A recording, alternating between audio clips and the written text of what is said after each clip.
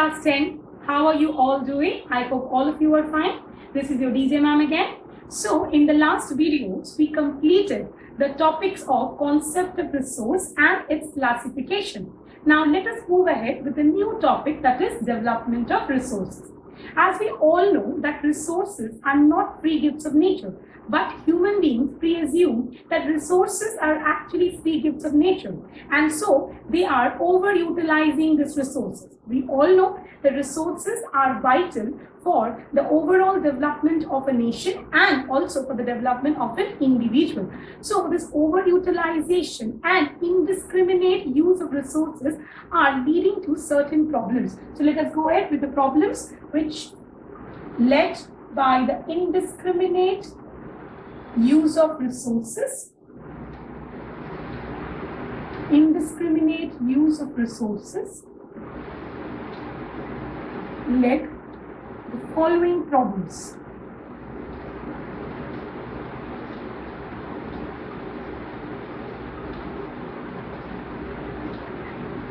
Number one, depletion of resources.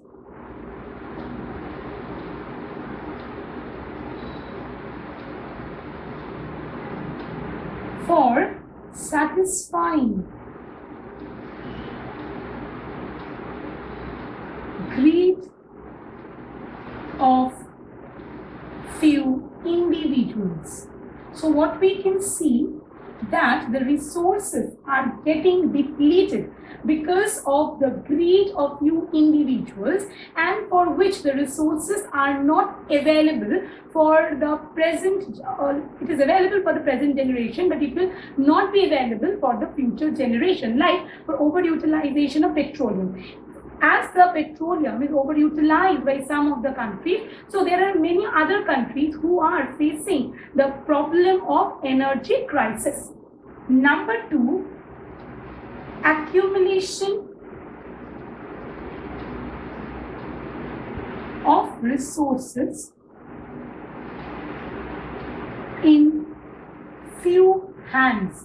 We can see that the resources are not equally divided among all the people. So that is why there in the society there is a gap which is created, and we can see the society is divided into rich and poor.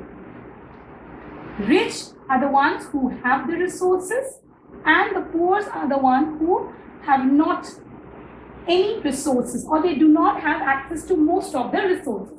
So accumulation of resources in fewer hands, and the society is divided into two sections: richer, who have all the kind of resources, who can utilize the resources, and then overutilizing the resources, and the poor who have not the resources. Number three, it is leading to global ecological crisis.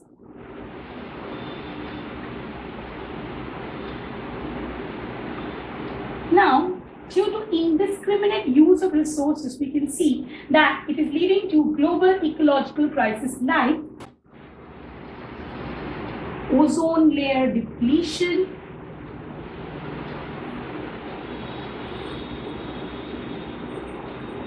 climatic change, and all this is actually happening globally. So no individual country, or this is not the fault of any single country, this crisis is actually fault of the global, that is globally, because of global depletion of resources, because of global indiscriminate use of resources, these are leading to global ecological crisis. So what we need to do, we need to have fair distribution of resources. Why do we have fair distribution of resources? For sustained quality life and to maintain global peace. How this can be achieved? This can be achieved through sustainable development.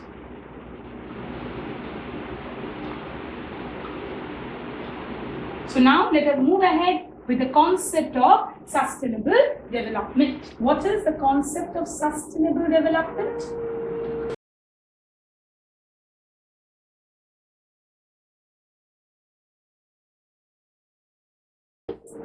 That development should take place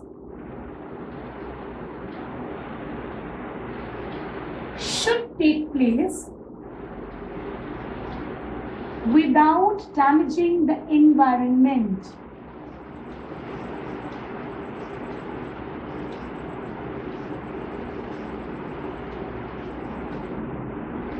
In other words, we can say that the development, the present pace of development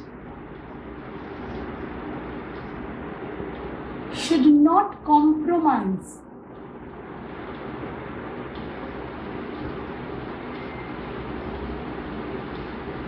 the needs of the future generation.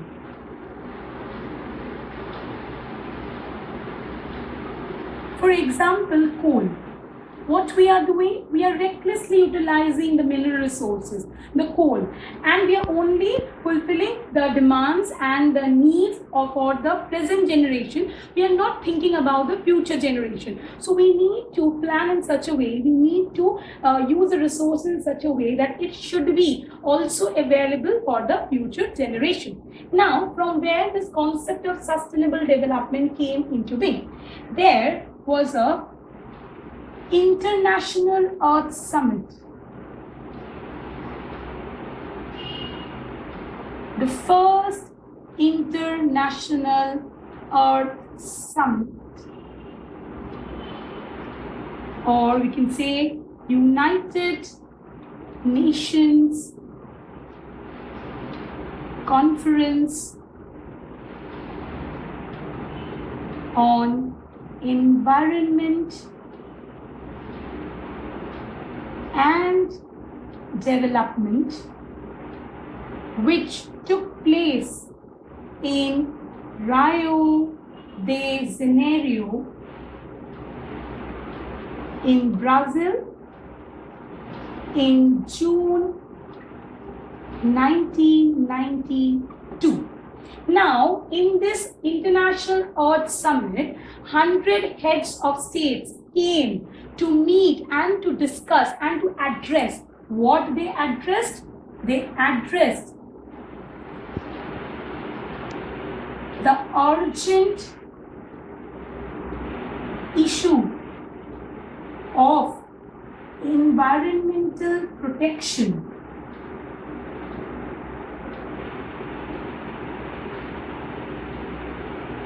and socio-economic development at the global level. So, in June 1992, the first International Earth Summit was held in Rio de Janeiro, Brazil, to address the urgent issue of environmental protection and socio-economic development at the global level. Now, in 1992, in the first International Earth Summit,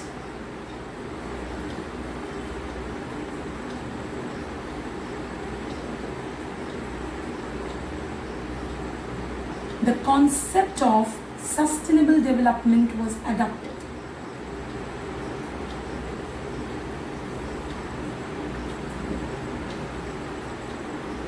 Sustainable development was adopted.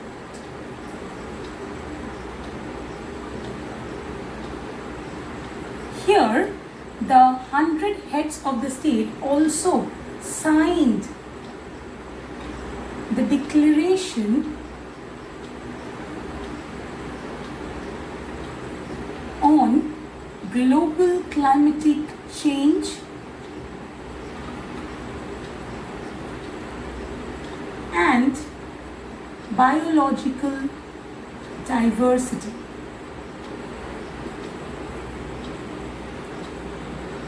Here, in this meeting, they supported or we can say they endorsed the Global Forest Principles.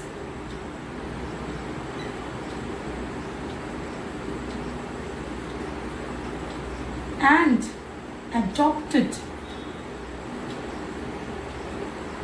Agenda 21 to achieve global sustainable development. Now, what is Agenda 21?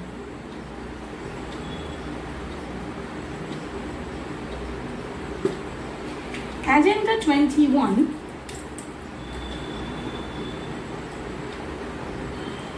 is actually a plan of action, or we can say it is a declaration. What are the objectives? Why this Agenda 21 was adopted?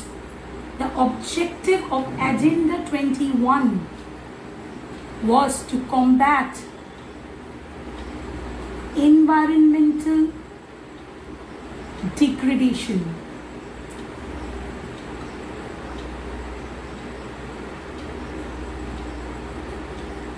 to solve the problem of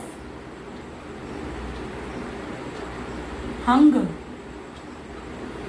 poverty, sickness,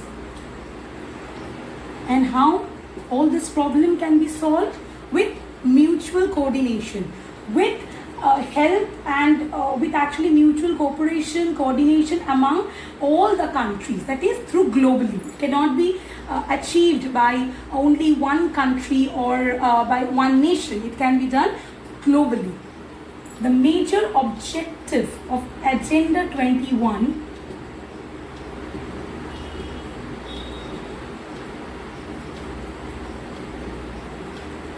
was to draw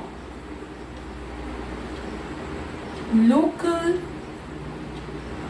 Agenda 21. That means the main objective was to force a government that they should actually draw their own Agenda 21 at the local level. Now, this Agenda 21 means, as I said, it's plan of action to achieve global sustainable development and plan of action of the 21st century, so that this problems that the globe is actually facing, that can be solved. Now, the sustainable development, how it can be achieved? The sustainable development can be achieved through proper planning. So now let us move ahead with the topic of planning.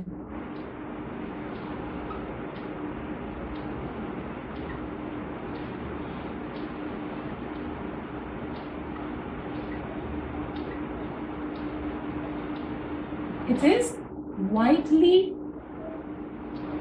accepted strategy for the judicious use of resources. We need to plan for everything. Before buying some books, you plan whether you need that book or not. So for everything we need to plan. Now, why do we need resource planning? We need resource planning because the resources are not evenly distributed. They are unevenly distributed. So for equal distribution of resources, we need resource planning. This will help in social and economic development of the nation or of individual regions or individual regions or a country. Why we need resource planning? We need resource planning for proper utilization of all the resources.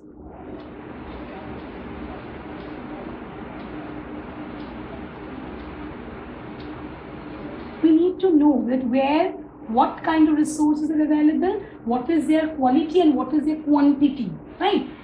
And also we need resource planning to achieve sustainable development. So why do we need resource planning? We need the resource planning for equal distribution of resources, which will lead to social and economic development of the nation or the individual regions, for proper utilization of all the resources, and for achieving sustainable development. Resource planning has a lot of scope in countries like India. Why? Because in India, we have enormous diversity of resources and they are unevenly distributed.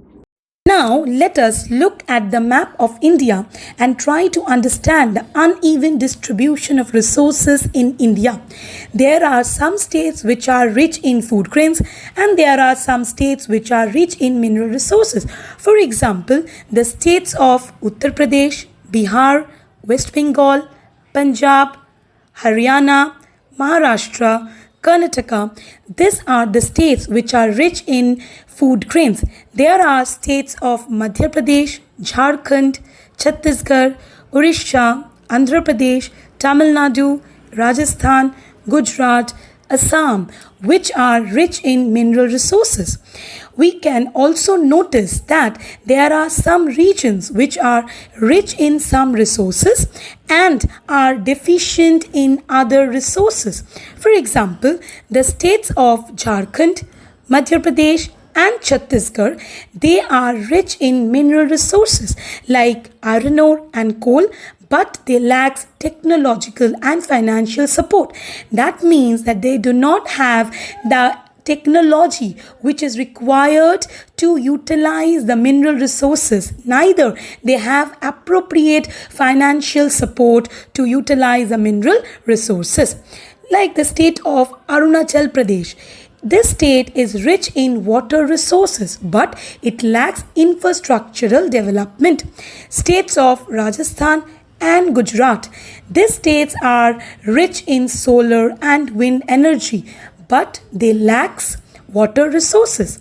The cold desert of Ladakh, which lacks natural resources, although it has a rich cultural heritage. So, we may conclude that there are some regions which are rich in some resources and some are deficient in other resources. That is why resource planning is very important for a country like India. So as we can see that in India, resource planning is very essential due to enormous diversity in the availability of resources. So balanced resource planning is essential at the national, local and state level. Now let us go ahead with the stages involved in resource planning in India.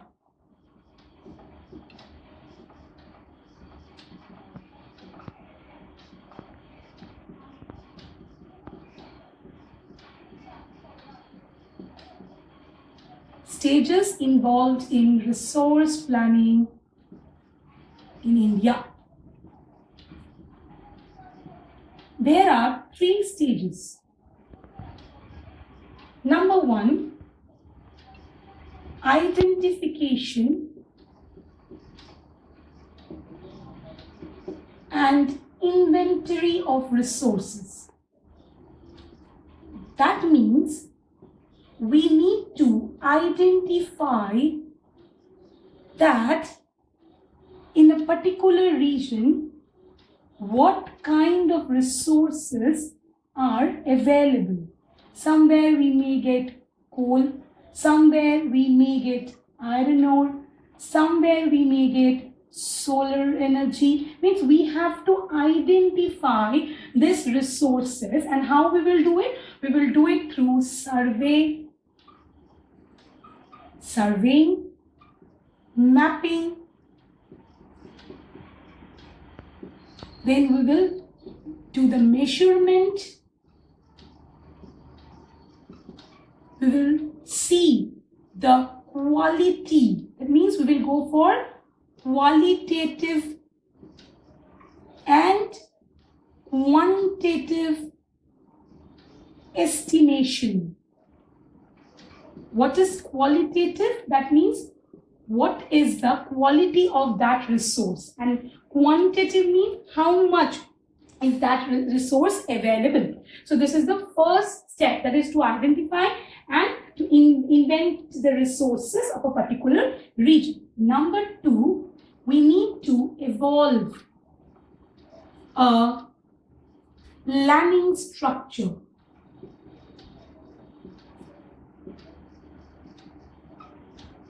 Enjoyed with technology, skill, and institutional setup.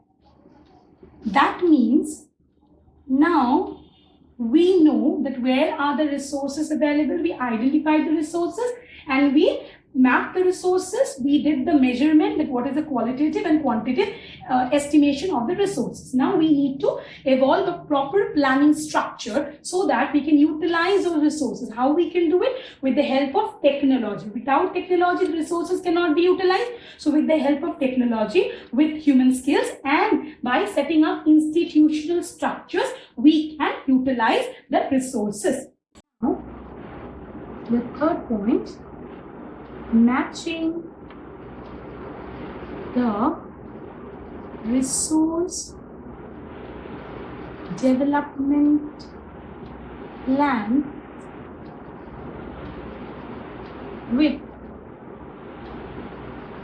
overall national development plans. That means the resource development plan should coincide with the national development plan. For example, in the state of Jharkhand, we can see there is a huge production, a huge development of coal. But in the national development plan, there is no plan to utilize the coal for the development of the nation. So what will happen if the coal which is developed, the resource which is developed, will be unutilized? If you will think in the opposite or in the contrary, that in the national development plan, there is a need of coal, whereas in the resource development plan, there is no plan to develop coal. So it is very important